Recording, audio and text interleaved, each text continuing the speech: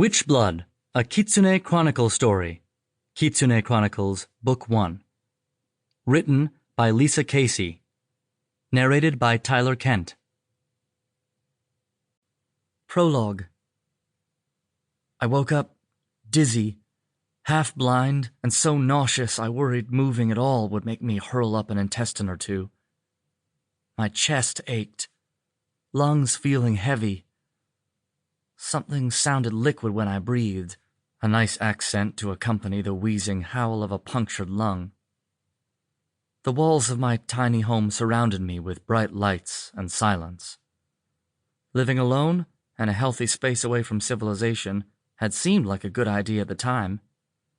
In the distance, the vague sounds of voices and music floated from the Volkov's home. The annual festival in full swing meant no one would hear me even if I could scream. Sensitive werewolf ears are not. Robin's absence brought tears to my already blurred vision. He'd been limiting his visits because we'd argued one time too many about my choice of lovers. He'd been right. I choked back a sob of self-pity. No amount of wishing could change the past. Dying alone had never crossed my mind before that moment. Appa often said I was young, and the young thought themselves invincible. I thought he was being overdramatic. Only it was true.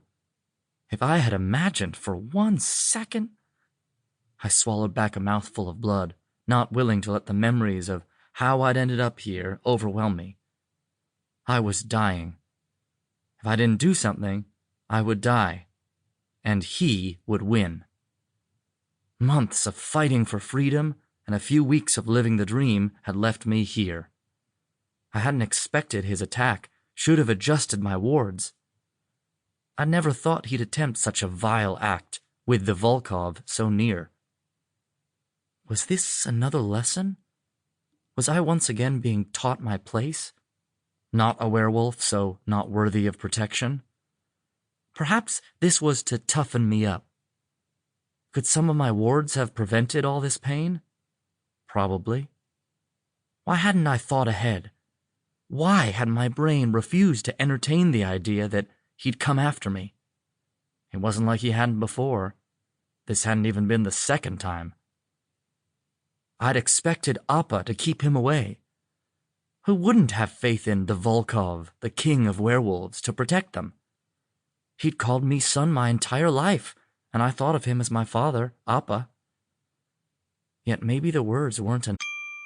Sample complete. Ready to continue?